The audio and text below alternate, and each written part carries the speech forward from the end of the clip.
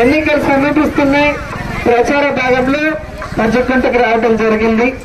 ఎప్పుడూ కూడా మీరు వైఎస్ఆర్ కాంగ్రెస్ పార్టీకి సైనికుల్లాగా అండగా నిలబడి పోరాటం చేశారు. ఈసారి కూడా ఖచ్చితంగా మీరందరూ మాకు అండగా ఉంటారని నమ్ముతున్నాం. ఎందుకంటే జగనన్న 2019లో పాదయాత్రలో మీ కష్టాలు చూశారు, విన్నారు. అవన్నీ దూరం చేస్తారని మీకు భరోసా ఇచ్చారు. మీరు కూడా అన్నని ఆశీర్వదించి 151 ఎమ్మెల్యేలను గెలిపించి ముఖ్యమంత్రిని చేశారు. ముఖ్యమంత్రి అయిన మొదటి రోజు నుంచే జగనన్న మీకు చేసిన వాగ్దానం ప్రకారం సంక్షేమ పథకాల్ని ప్రతి గడపకి, ప్రతి పేదవారికి అందించాలన్న చిత్తశుద్ధితో సచివాలయ వాలంటీర్ వ్యవస్థను తీసుకొచ్చి ఏ ఊరిలో ఆ ఊరికి ఏ ఇంటికి కావాల్సినవి అవి వారి ఇంటికే నేరుగా వచ్చే విధంగా ఎలా ఇస్తున్నారో కూడా మీరు చూస్తున్నారు.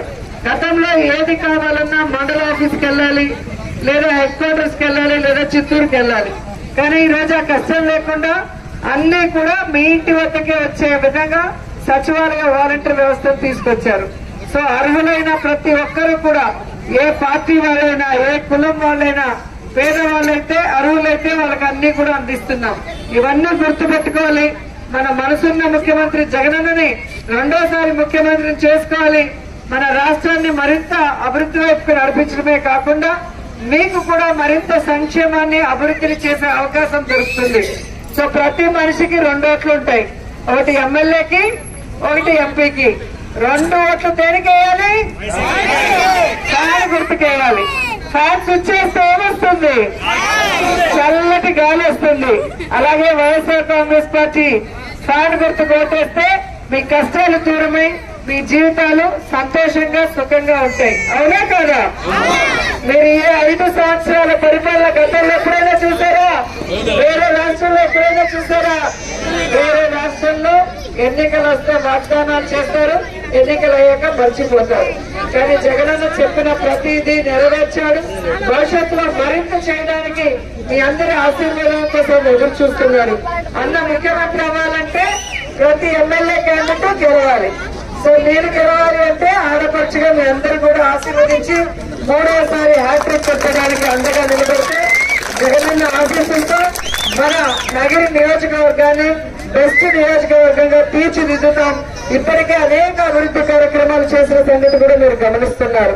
అంతేకాకుండా మరింత సంక్షేమంతో పాటు అభివృద్ధిని, సర్వీస్ ను కూడా మా చారిటబుల్ ట్రస్ట్ ద్వారా చేస్తున్నాం, ఇంకా చేస్తామని కూడా ఈ సందర్భంగా తెలియజేసుకుంటూ మీకోసం ఎల్లప్పుడూ అందుబాటులో ఉంటూ మీ బిడ్డగా మీకోసం పనిచేస్తున్న జగనన్నకి మాకు మీరు కూడా సైనికులుగా పనిచేయాల్సిన అవసరం ఉంది. ఎందుకంటే కోవిడ్ సమయంలో కానీ, హెవీ రైన్స్ వచ్చినప్పుడు కానీ ఈ 5 ఏళ్లలో మిమ్మల్ని పట్టించుకొని తెలుగుదేశం పార్టీ వాళ్ళు ఎన్నికలు అనగానే వస్తారు, ఊర్లో తొందర పడ్డట్టుగా వస్తారు. ఆ కథ ఈ కథ చెప్తారు. ఏ విధంగా మోసొచ్చేయాలన్న ప్రయత్నం చేస్తారో గతంలో కూడా మీరు చూశారు. కాబట్టి వాళ్ళు అబద్ధాలు చెప్పడమే తప్ప అధికారంలో వచ్చినప్పుడు ఎప్పుడూ మంచి చేయలేదు. కాబట్టి మంచి చేయని అబద్ధాలు చెప్పే చంద్రబాబు నాయుడిని, ఆ పార్టీని నమ్మొద్దు.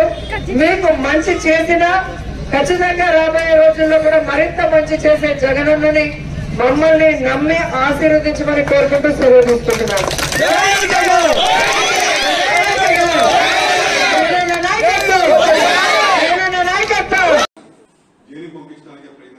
సస్పెన్షన్ అనేది మన పుస్తకాలను లేదు. 19 స్ఫూర్తిగా తీసుకొని కొంచెం బలంగా పోరాడితే, మనం పని చేస్తే ఖచ్చితంగా గెలుపు అనేది మనకే తథ్యం. ఎందుకంటే ఆమె భయం పట్టుకొని ఫస్ట్ 3 రోజులు పూజ అని చెప్పింది, 7 రోజులు పూజ చేస్తా ఉంది. ఏం పూజ చేస్తాం? ఆమె ఏంటంటే దేవుడు ఉండిలో చేపెట్టేసింది. ఫస్ట్ వెంకటేశ్వర స్వామి ఉండిలో చేపెట్టింది.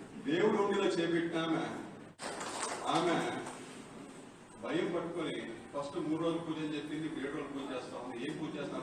ఆమె ఏంటంటే దేవుడు ఉండిలో చేపెట్టేసింది. ఫస్ట్ వెంకటేశ్వర స్వామి ఉండిలో చేపెట్టింది. దేవుడు ఉండిలో చేపెట్టిన ఆమె కృష్ణ దేవుడు ఉండిలో చేపెడితే మంచిగా కూడా పాదరేడు అరణ్య భూముల్లో దరిదాపుల్లో 350 ఎకరాలు గవర్నమెంట్ భూమిని టీటీడీ ఎంప్లాయీస్ కి భూముల కింద ఇచ్చారు. దాంట్లో ల్యాండ్ ఎక్విజిషన్ చేశారు. ఆ సొమ్ము అంతా కూడా భగవంతుడు, దేవుడు సొమ్ము. దాంట్లో 4 లక్షల నుంచి 20 లక్షల దాకా కమిషనే కొట్టేసింది మహాతల్లి. ఎకరాకి నేను చెప్పేది, ఎకరాకి 350 ఎకరాలు. ఎంత డబ్బు అయింది? దాంట్లో ఒక 40 ఎకరాలు 35 ఎకరాలు దొంగ టికెట్లు పెట్టి మొత్తం డబ్బు కూడా స్వాహా చేసింది. అంత ఘనచీర్తి ఉన్న